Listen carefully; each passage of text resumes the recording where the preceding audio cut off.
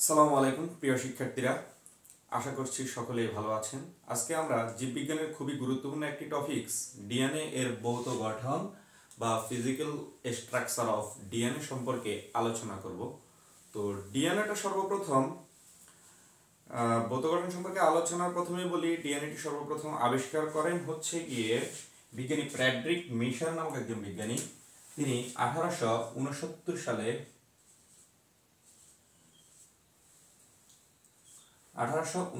সালে বিজ্ঞানী ফ্রেডরিক মিশার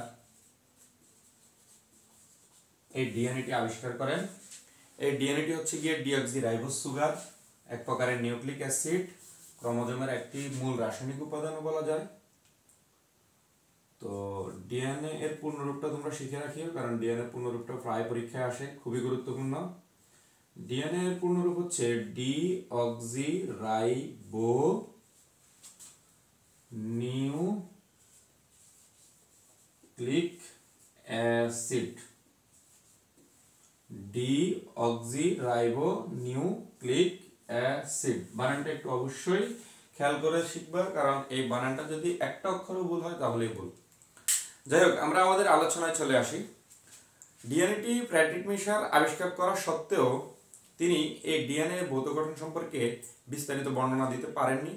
পরবর্তীতে বিজ্ঞানী ওয়াটসন এবং ক্রিক নামক দুজন বিজ্ঞানী, নাম দুটো লক্ষ্য করো, ওয়াটসন এবং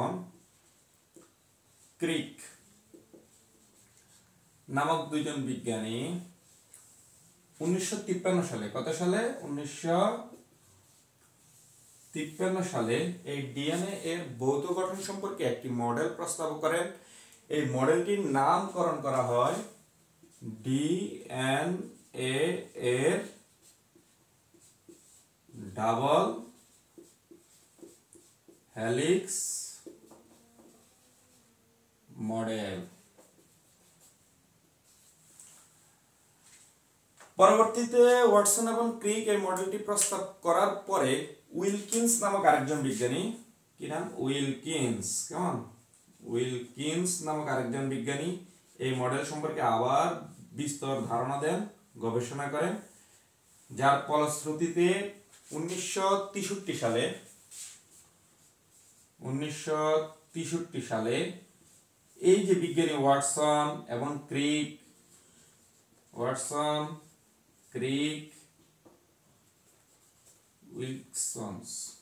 উইলকিন্স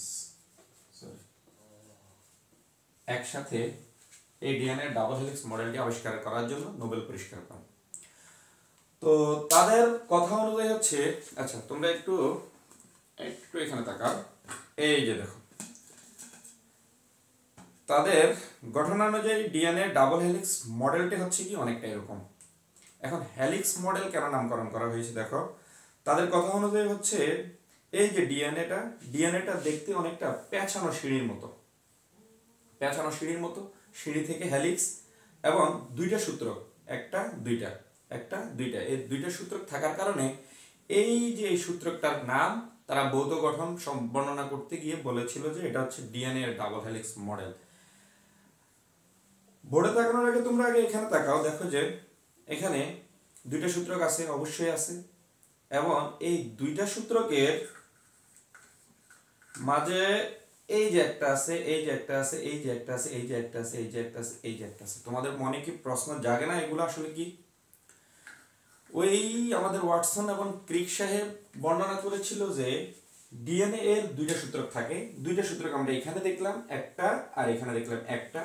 ঠিক তদ্রূপ তোমরা এখানে দেখো, এই যে এখানে একটা, এবং এই যে এখানে দেখো এখানে আরেকটা। তাহলে তাদের কথা অনুযায়ী দুইটা সূত্র থাকার কথা আছে। এই দুইটা সূত্রকে তারা বলেছিল এটা দেখতে অনেকটা পেঁচানো সিঁড়ির মতো বা সর্পিলাকার, এবং একটা সূত্র হচ্ছে 3 প্রাইম থেকে 5 প্রাইম মুখী, অর্থাৎ এর একটি প্রান্ত যদি 3 প্রাইম হয় তাহলে অপর প্রান্তটি হবে 5 প্রাইম, এবং অপর প্রান্তটি যদি 5 প্রাইম হয় তাহলে এর আরেকটা প্রান্ত হবে 3 প্রাইম। তাহলে এখানে দেখো তো একটু, এখানে যদি দেখো এই যে এখানে মনে করো এটা যদি 3 হয় তাহলে এটা যেখানে শেষ হবে এই যে এখানে শেষ হবে এটা 5, আবার এখানে যদি মনে করো 3 হয় তাহলে এখানে 5, বা এখানে যদি 5 হয় এখানে 3, ঠিক আছে। তারপরে তারা বলেছিল যে ডিএনএ তে হচ্ছে গিয়ে 4টা নাইট্রোজেন বেস থাকে। কয়টা? 4টা নাইট্রোজেন বেস থাকে। এই 4টা নাইট্রোজেন বেস গুলো তোমাদের নাম অবশ্যই মুখস্থ করা লাগবে। 4টা নাইট্রোজেন বেস গুলোর নাম হচ্ছে অ্যাডিনিন, গুয়ানিন, সাইটোসিন,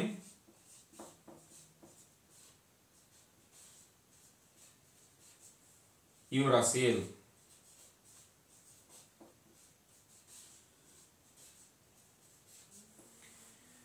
অ্যাডিনিনকে এ দ্বারা প্রকাশ করা হয়, বা ইংরেজিতে তুমি অ্যাডিনিন লিখতে পারো, সমস্যা নাই। গুয়ানিনকে জি দ্বারা, সরি ইউরাসিল না, ইউরাসিল আরএনএ তে থাকে, থায়ামিন হবে, থায়ামিন।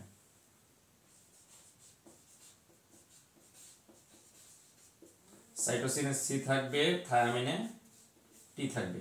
অর্থাৎ গুয়ানিন ইংরেজি জি, প্রথম অক্ষর জিতে গুয়ানিন, সাইটোসিন সিতে সাইটোসিন, টিতে থায়ামিন। তো ক্রিক সাহেব এবং ওয়াটসন সাহেব বলেছিল এই যে নাইট্রোজেন বেস চারটি থাকে, এটা অ্যাডিনিন মনে করো, এই অ্যাডিনিনটা থায়ামিনের সাথে এবং গুয়ানিনটা সাইটোসিনের সাথে, অর্থাৎ অ্যাডিনিনটা থায়ামিনের সাথে, গুয়ানিনটা সাইটোসিনের সাথে, অ্যাডিনিনটা থায়ামিনের সাথে, গুয়ানিন সাইটোসিনের সাথে, adenine thymine guanine cytosine, adenine thymine guanine cytosine. এই যে আমি 4টা নাইট্রোজেন বেস গুলো লিখলাম, এগুলো হচ্ছে মূলত ক্ষারক বা নাইট্রোজেন বেস।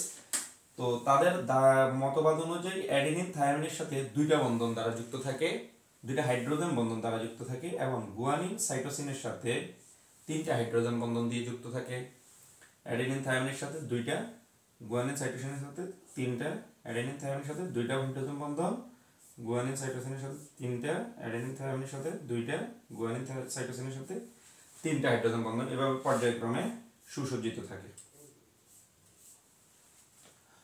তো পরবর্তীতে তারা বলেছিল যে এই যে একটা নাইট্রোজেন বেস, এই যে একটা নাইট্রোজেন বেস অর্থাৎ জোড়া, এই যে বেস দুইটা আছে, এই বেস দুইটা পরস্পর 3.4 অ্যাংস্ট্রম দূরে অবস্থান করে।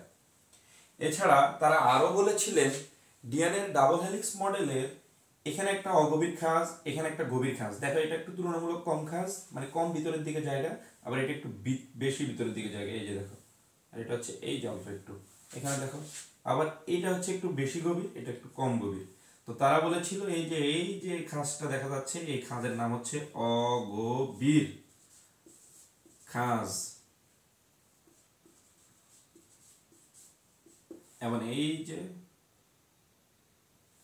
গভীর খাঁজ, আর এটা হচ্ছে অগভীর খাঁজ।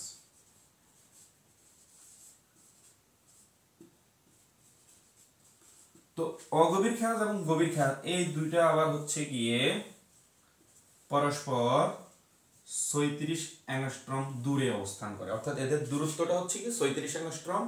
এবং এই 36 অ্যাংস্ট্রমকে তুমি চাইলে ন্যানোমিটার দিয়েও প্রকাশ করতে পারো। ন্যানোমিটার দিয়ে যদি প্রকাশ করো তাহলে 3.4 ন্যানোমিটারও বলা যায়। এছাড়া তারা আরো বলেছিলেন এই যে সূত্রক দুইটি আছে, এই সূত্রক দুটির একটি থেকে আরেকটির দূরত্ব, অর্থাৎ এই যে এটা আর এটা, এই দুইটা সূত্রকের পরস্পর দূরত্ব বা সূত্রক দুটির স্ট্র্যান্ড দুটির দূরত্ব 20 অ্যাংস্ট্রম।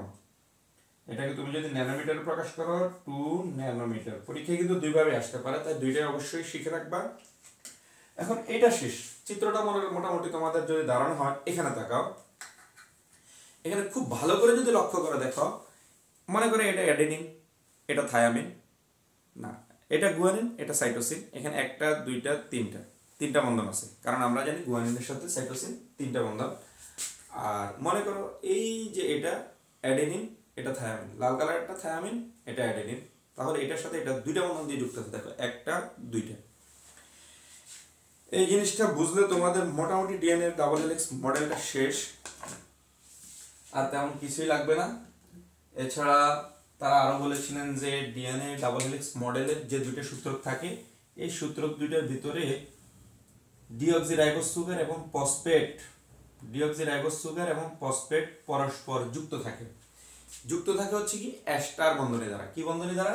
এস্টার বন্ধনী দ্বারা।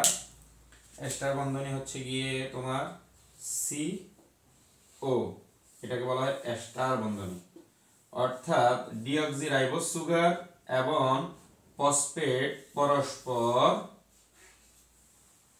এস্টার বন্ধনী দ্বারা যুক্ত থাকে। এ হচ্ছে কি আমাদের ডিএনএ ডাবল হেলিক্স মডেল। মোটামুটি এগুলো হচ্ছে একদম বেসিক মূল পয়েন্ট। পরীক্ষাতে আসলে অবশ্যই তুমি চিত্রটা আঁকবে, চিত্রটা এঁকে এভাবে অবশ্যই চিহ্নিতকরণ করবা। চিহ্নিতকরণ করে এরপরে তুমি আমি যে পয়েন্টগুলো বলছিলাম এই পয়েন্টগুলো লিখতে পারো। তোমরা চাইলে আমি লিখে দিতে পারি। আচ্ছা, আমি এগুলো একটু মনে কেমন।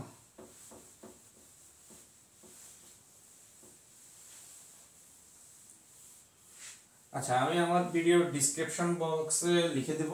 লিখতে গেলে এখন আমাদের ক্লাসটা লেন্থলি হয়ে যায়। তো আজকে এই পর্যন্ত থাকুক। ইনশাল্লাহ আগামীতে অন্য কোনো ভিডিও নিয়ে হাজির হব। তো পর্যন্ত ভালো থাকুন। আসসালামু আলাইকুম।